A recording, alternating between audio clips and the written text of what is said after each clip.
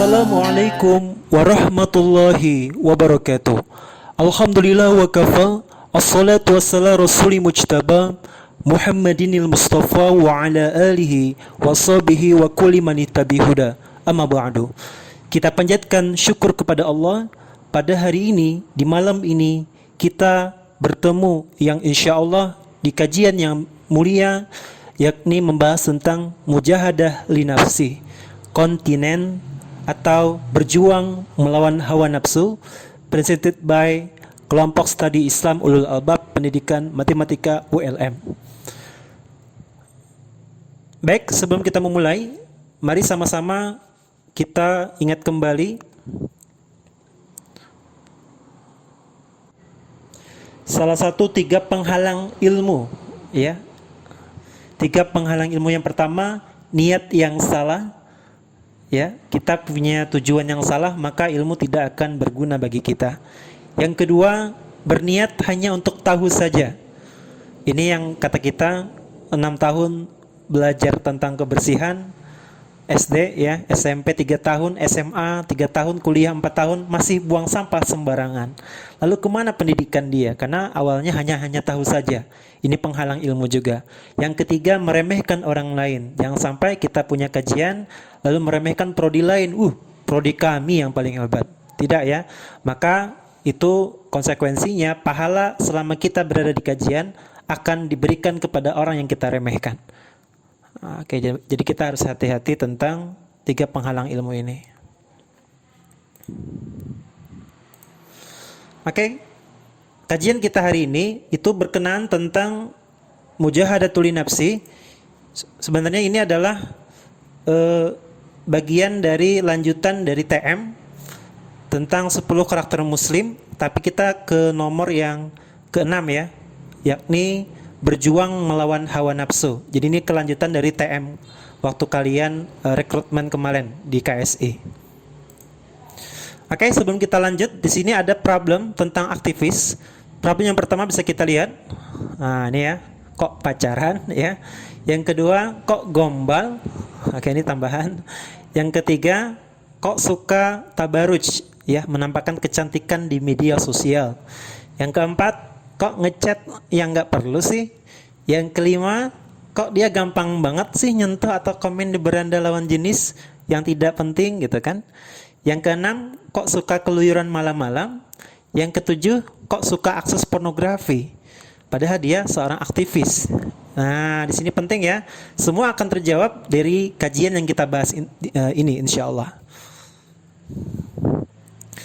Baik, mujahadah li nafsi, berjuang melawan hawa nafsu. Sebelum kita lanjut, kita harus tahu dulu siapa kita. Kita adalah manusia.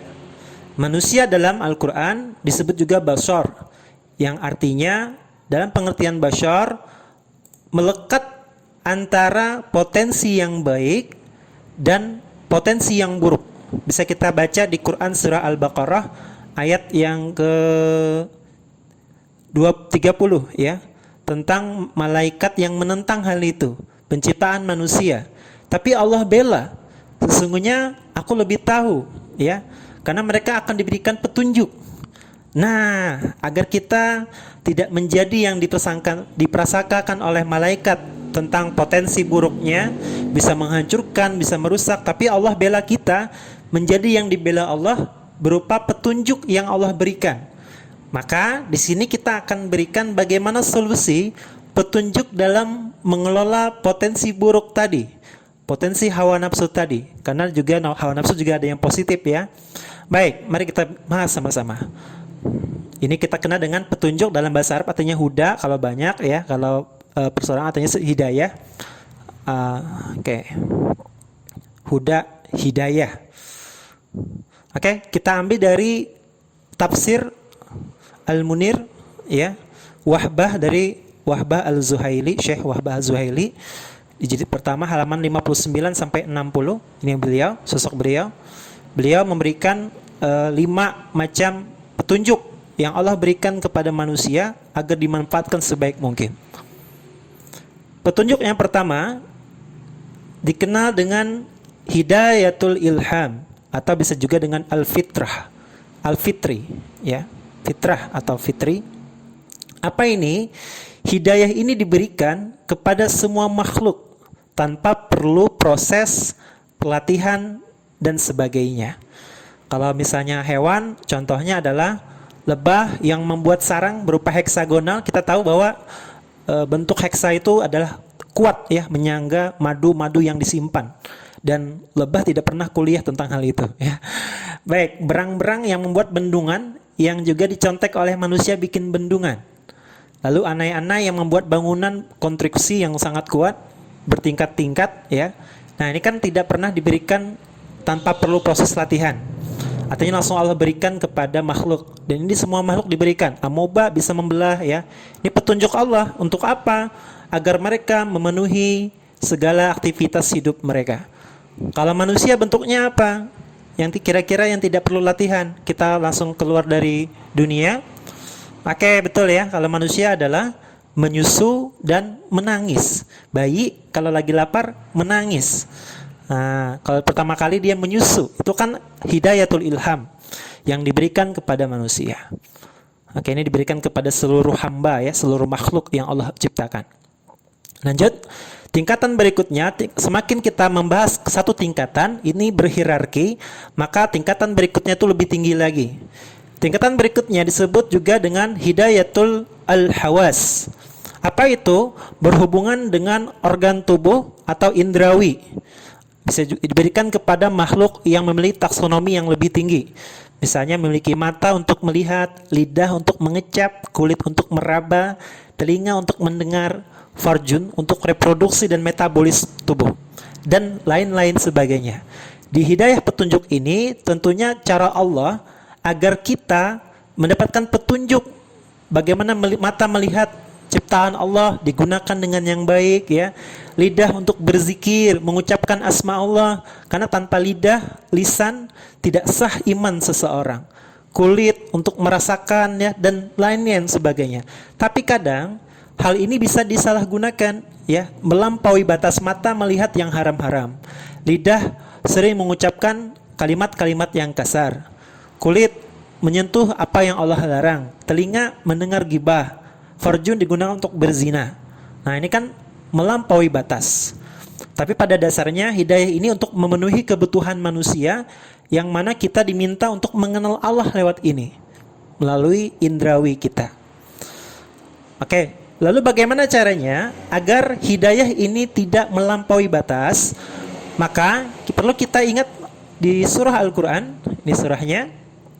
Nah, di surah An-Nur, surahnya juga cantik, surah ke-24 ayat ke-24.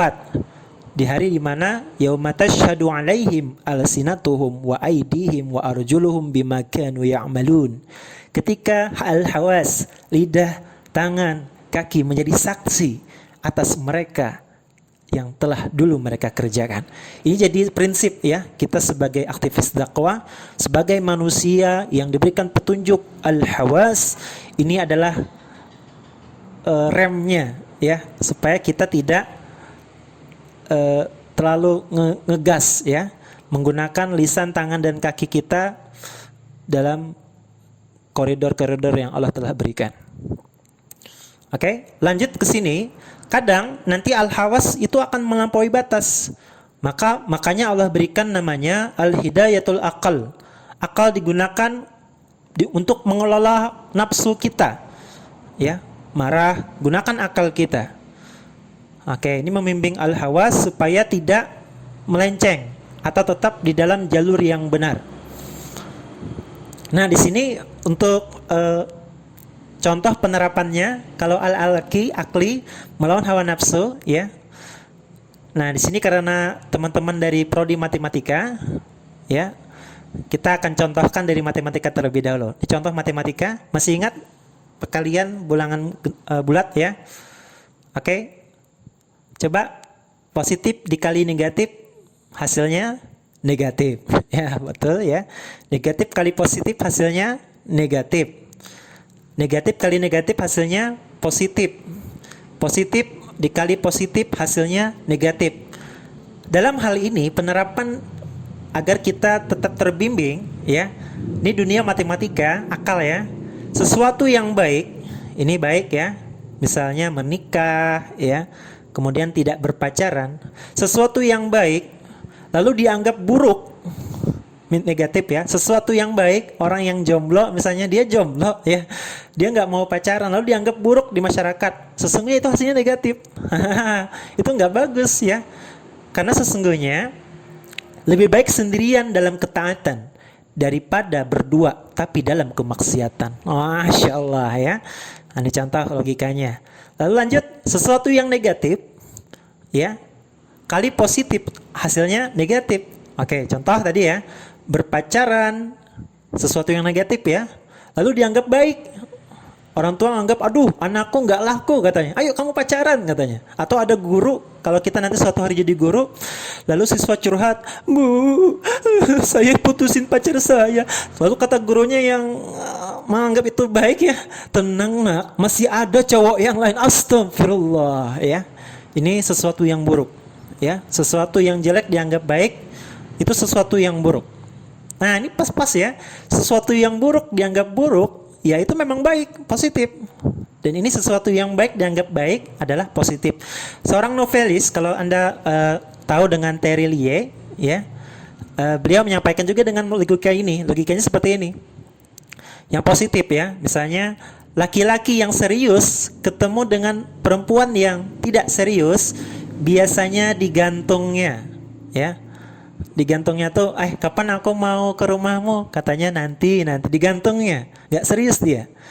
Lalu kebalikannya, laki-laki yang tidak serius ketemu dengan perempuan yang serius, itu juga akan dimainkannya, rusak si perempuan itu. Oke, yang positif ya. Sesuatu orang yang dia tidak serius ketemu serius akan jadi pacaran. Nah ini dia. Negatif ketemu negatif akan jadi pacaran. Dia positif akan pacaran. Mereka berpacaran. Jadi ketemu pacaran itu rumusnya, mereka yang tidak serius ketemu jadi berpacaran. Tapi beda. Nih teman-teman, alhamdulillah selama pandemi ya, banyak kaula muda yang menikah, alhamdulillah. Mereka yang serius ketemu dengan yang serius, mereka pasti akan menikah. Nah, ini rumus nih, matematika pian banget ya, karena ini prodi kalian ya, jurusan kalian. Lanjut. Pelajaran berikutnya adalah energi, ya, IPA. Hidayatul akal berikutnya adalah IPA, energi. Sebagaimana hukum energi, hukum kekekalan energi, energi tidak akan hilang, tapi berubah menjadi bentuk yang lain. Ada satu sejarah, seorang di zaman tabi'in, ada seorang fulan yang iseng mencium pipi perempuan yang bukan mahram, lalu dia kabur. Kemudian beberapa tahun berikutnya dia punya anak, dia melihat langsung ya, di mana anak perempuannya dikecap juga oleh laki-laki tak dikenal, lalu dia juga kabur laki-laki itu. Di sini juga ada kisah nyata dari seorang pemuda di negeri Eropa sana. Dia berpacaran dengan si perempuan, kemudian mereka berzina dan hamilah si perempuan itu. Kemudian perempuan itu menangis minta pertanggungjawaban, lalu akhirnya kakaknya marah. Kakak perempuan itu marah. Lalu kata kakaknya, ayo kau bertanggung jawab katanya. Lalu kata si laki-laki yang menghamili, dia bukan hanya denganku, tanyakan aja dengan laki-laki yang lainnya. Betapa hancurnya hati si kakak tadi, dan dia pun tidak bisa membuktikan ya. Karena memang adiknya juga suka bergaul dengan laki-laki yang lain. Beberapa tahun kemudian dia sudah melupakan kejadian itu. Kemudian dia pulang ke rumah, sudah lulus kuliah. Tiba-tiba dia melihat orang tuanya pingsan. Ibu katanya, ibunya pingsan. Tiba-tiba ibunya siuman, adikmu katanya. Lalu dia mendengar, oh ternyata adiknya dihamili tetangganya. Marahlah si laki-laki ini. Diambilnya senjata tajam juga, sama seperti persis laki-laki yang terdahulu yang pernah dia hamili juga adiknya ya. Lalu dia marah, dan betapa terkejutnya dia ketika si tetangganya bilang, kamu tanyakan saja laki-laki yang lain. Sesungguhnya sama persis dengan apa yang dia ucapkan ketika dia juga berkilah ketika berpacaran dan berzina. Hancur hatinya, dia takut. Ternyata apa yang telah dia lakukan itu akan kembali pada dirinya, tapi dalam bentuk yang lain. Kemudian dia menikah. Dan betapa terkejutnya ketika wanita pilihan dia melakukan sesuatu yang pengakuan ya. Di malam pertama dia mengaku, wahai suamiku, sesungguhnya aku pernah hamil lebih dulu dan aborsi bayi yang terdahulu. Semoga Allah, kata si istrinya itu, menutupi aibmu juga. Terkejutlah si laki-laki ini, ya Allah. Kemudian mereka memiliki anak, dan anaknya pun usia 6 tahun begitu lucu, menangis. Ketika ditanya kenapa, ternyata dia dicabuli oleh kuli bangunan di seberang rumah. Ya Rob, kata si laki, cukup ya Rob. Inilah yang kita katakan, energi tidak akan hilang, tapi berubah bentuk yang lain, terutama zina. Ya, zina tidak hanya akan mengenai akibatnya, mengenai si pelaku, tapi juga akan mengenai siapapun yang berhubungan dengan si pelaku. Contoh, si A berzina, yang akan malu itu bukan hanya si A tadi, ayahnya akan malu, ibunya akan malu, sekolahnya pun akan malu. Dan kita lihat dari kisah tadi, apakah ketika dia mengatakan cari aja laki yang lain, hancurkah hati si kakak tadi? Dan dia juga seorang kakak saat itu. Dan apakah si perempuan yang pertama hamil tadi punya ayah? Hancur hati ayahnya itu. Dan bagaimana ketika dia mendengar anaknya dizinahi? Hancur juga hatinya. Dan seterusnya. Nah, ini penting ya. Jadi ini jadi prinsip kepada kita bahwa energi ini penting. Karena Islam itu namanya din. Din artinya pembalasan di Quran surah Al-Fatihah ya. Dan satu-satunya agama yang dibalas seluruhnya adalah Islam. Makanya energi tidak akan hilang, akan dibalas nantinya oleh Allah Subhanahu wa taala. Lanjut ya, IPS sejarah. Nah, di sini hidayatul aqal berikutnya adalah kisah sejarah dari kisah terbaik menurut versi Al-Qur'an, surah Yusuf. Ya. Di mana kisah itu adalah Yusuf, seorang yang terganteng saat itu, bertemu dengan wanita tercantik saat itu. Bayangin aja ya, nggak usah dibayangin lah. Laki-laki terganteng, siapa ya? Donghae atau Lee Mun-soo, apa itu dari Korea? Ketemu dengan tercantik. Kemudian tercantik tuh Lisa Blackpink ya, ketemu ya. Dan mereka dalam keadaan kondisi yang sepi, kondisi terbaik, di tempat terbaik istana raja.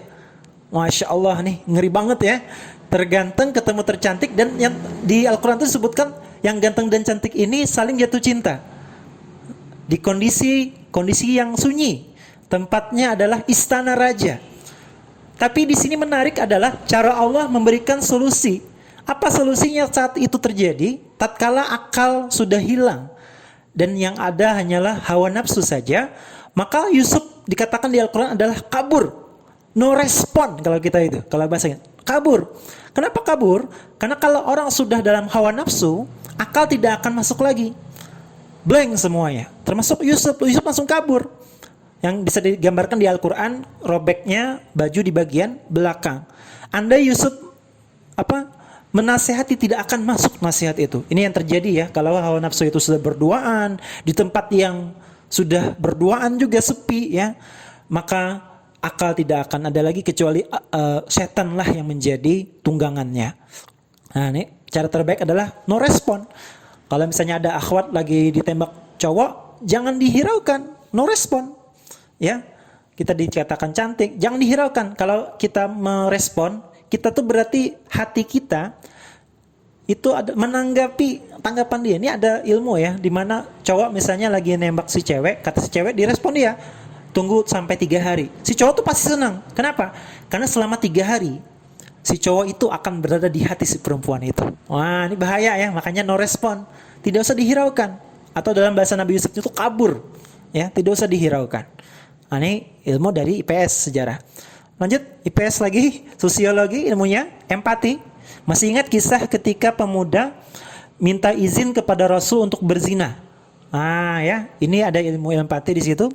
Saat itu sahabat tuh pada marah tuh, kok bisa-bisanya dia izin sama Rasul untuk berzina. Bahkan ada yang mau memenggal tuh kepalanya. Siapa tahu? Siapa kira-kira tuh? Ya Umar ya. Karena Rasulullah adalah guru terbaik. Tunggu, kata Rasulullah. Lalu diberikan satu hati ke hati, wahai pemuda, apakah kau punya ibu? Punya, kata si pemuda. Ridakah kau ibumu dizinahi orang? Tidak ya Rasulullah. Nangis dia tuh mulai itu. Kau punya saudari? Punya ya Rasulullah. Ridakah saudarimu diridai orang? Tidak. Kau saudari punya istri? Istrimu dizinahi orang, ridho tidak? Tidak ya Rasulullah. Anak dizinahi orang, ridho tidak? Tidak ya Rasulullah. Menangis si pemuda itu. Rasulullah pun berdoakan, ya Rabb, semoga zina menjadi apa yang dia benci selama hidupnya. Dan ini adalah ilmu ya, bahwa cara terbaik menghadapi hawa nafsu adalah empati. Bagi teman-teman hari ini punya kebiasaan pornografi, ridokah kita punya pasangan yang sejenis, suka juga dengan pornografi?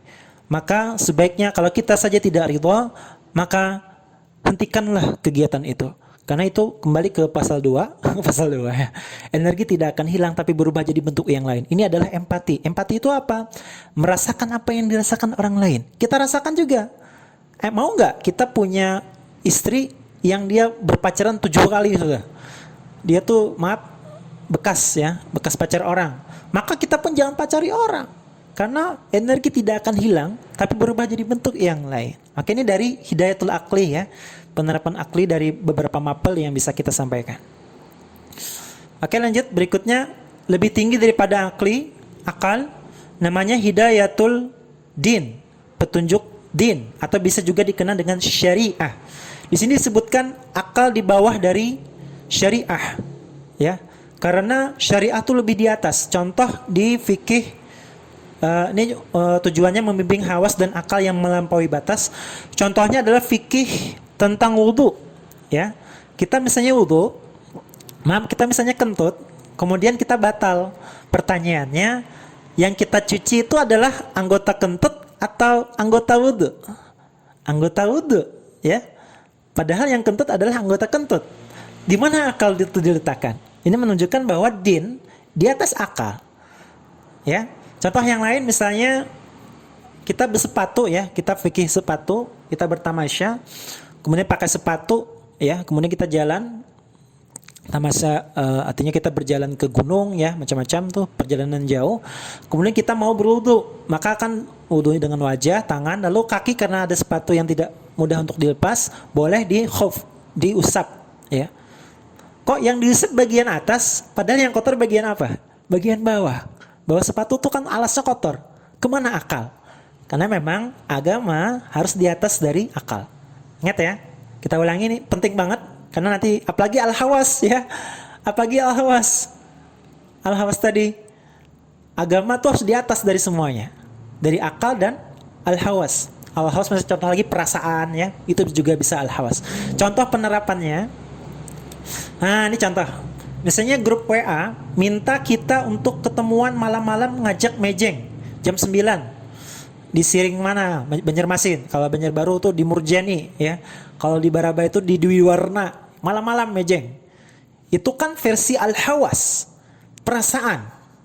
Tiba-tiba ortu nggak ngizinin, ya. Ini teman WA grup ngajak mejeng. Ini hawas banget, ya.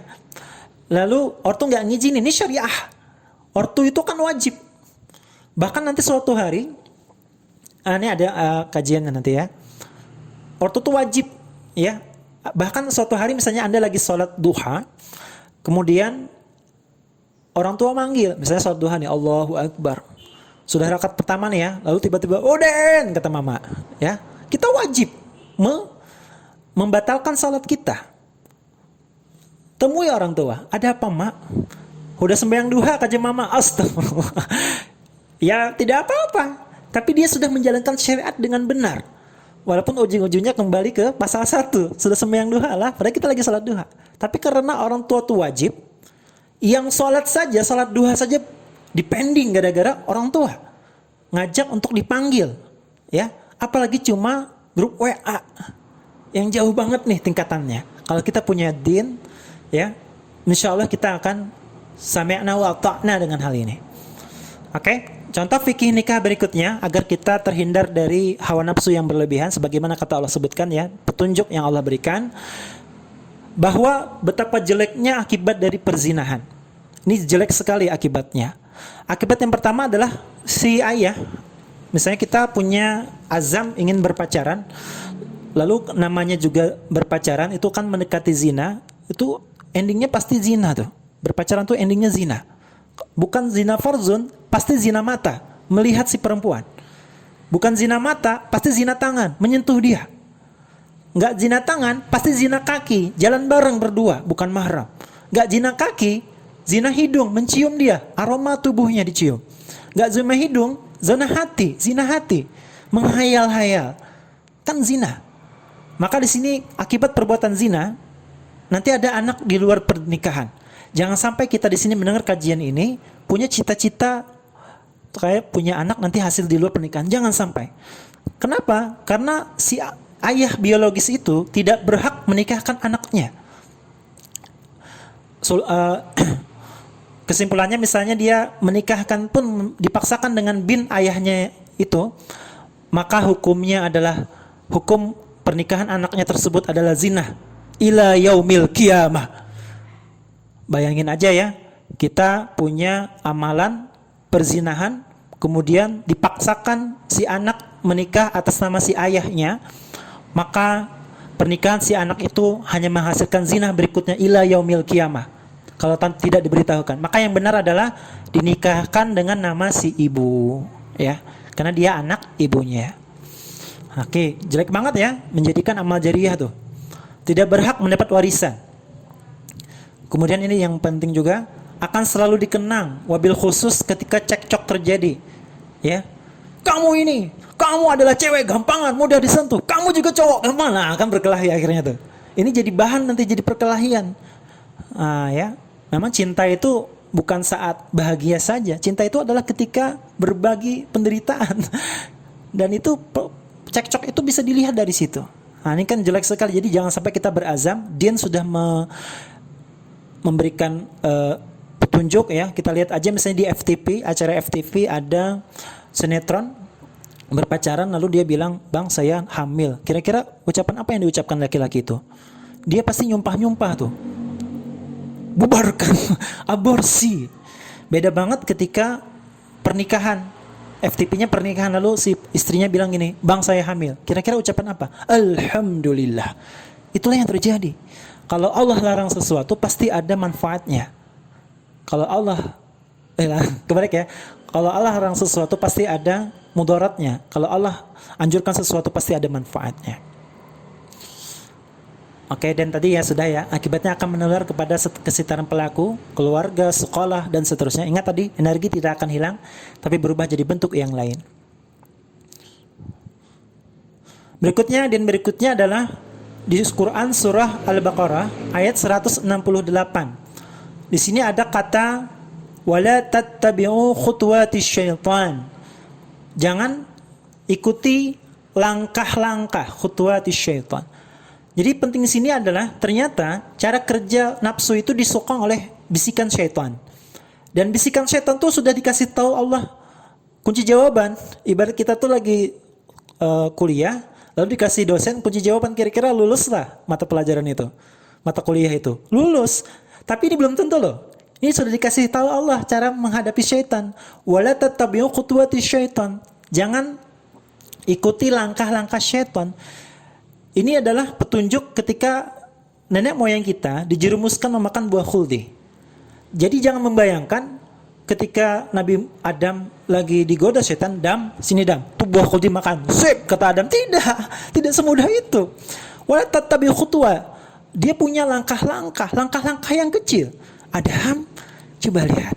Itu begitu bagusnya air terjun itu. Coba kamu ajak Hawa ke sana. Tergodalah dengan air terjun. Lalu Adam, nikmatilah makanan-makanan di surga. Adam, sudah semuanya. Adam, apa yang belum? Nah, kan akhirnya buah khuldi akhirnya. Dengan janji-janji sebagaimana digambarkan di Al-Quran. Sama, perzinahan juga gitu. Pasti awalnya nggak mungkin langsung minta zina. Pasti awalnya adalah, tahu apa kira-kira kalau aktivis? Ngingatin sholat. Atau ngingatin puasa sunnah. Ukti, jangan lupa salatnya ya. Siapa kamu ngingatin? Kemudian ujung-ujungnya nanti itu langkah-langkah. Ujung-ujungnya nanti yuk kita buka bareng. Yuk kita nginap bareng. Akhirnya melakukan pekerjaan syaitan. Nah, ya, jadi kita lihat bahwa harus punya alarm diri. Apa yang dikerjakan si lawan jenis itu kira-kira goalnya kemana? Harus tahu tuh. Karena dia punya langkah-langkah. Nah ya, penting ya. Lanjut. Oke, ini petunjuk agama menutup aurat ya. Oke. Ini hijabnya laki-laki menjaga pandangan, kalau hijab perempuan adalah menutup aurat. Ingat, aurat laki-laki kalau suka futsal silakan pakai mindset di bagian tumit ya, supaya auratnya tidak terlihat di bagian lututnya. Kemudian dilarang berduaan ya, bahkan di sini di fikih itu disebutkan bahkan sholat atau ngaji pun tidak boleh berduaan. Ngaji dan sholat saja nggak boleh berduaan, apalagi tidak mengerjakan yang demikian. Ngerjakan laporan berduaan, astagfirullah, pasti berzina tuh, zina hati, dak dikduk tuh. Nah ya, dilarang berduaan, ikhtilat.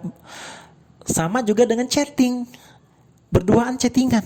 Itu sama kayak memasukkan orang ke rumah kita. Nanti kalau suatu hari sudah menikah, jangan pernah berchattingan dengan pria yang bukan mahram dan tidak ada kepentingan di balik belakang suami kita, atau si laki-laki chattingan dengan perempuan lain, bercanda-canda pada dia sudah menikah. Itu sama seperti memasukkan laki-laki tersebut atau perempuan tersebut ke dalam rumah kita.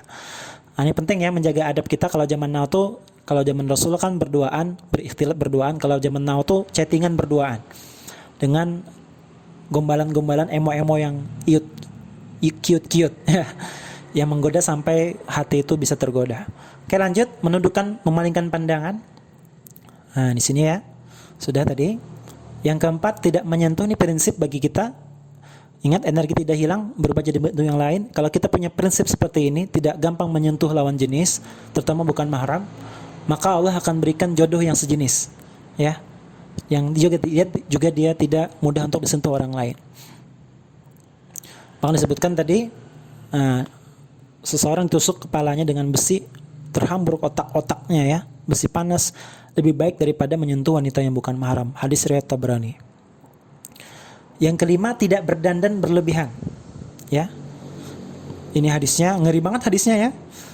Dari Rasulullah SAW, siapa perempuan yang memiliki niat agar aroma parfumnya dicium oleh laki-laki tersebut, maka perempuan tersebut adalah seorang pelacur. Hadis riwayat An-Nasa'i. Oke. Yang keenam, menjaga batas intensitas komunikasi. Tadi ingat tadi ya, kalau aktivis itu dari jam 9 dilarang untuk beraktivitas chattingan kecuali yang darurat. Yang tidak perlu itu tidak perlu ya, yang tidak perlu tidak usah dibalas.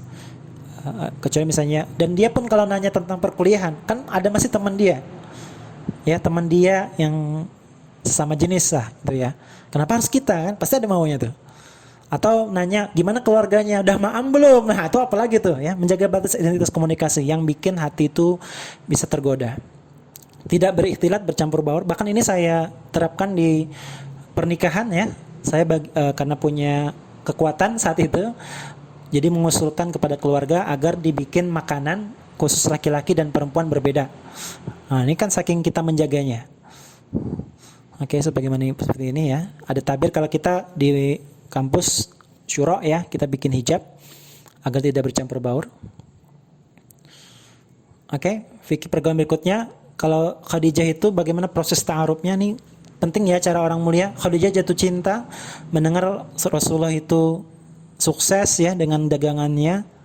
Lalu diceritain oleh Maisarah juga, bayangin Khadijah katanya, kami selama dengan Muhammad ini, awan tuh melindungi, kemudian dagangan cepat laku, siapa yang enggak dak dikduk lihat, dan dia juga berakhlak mulia, Masya Allah kata Maisarah ya. Khadijah pun jatuh cinta.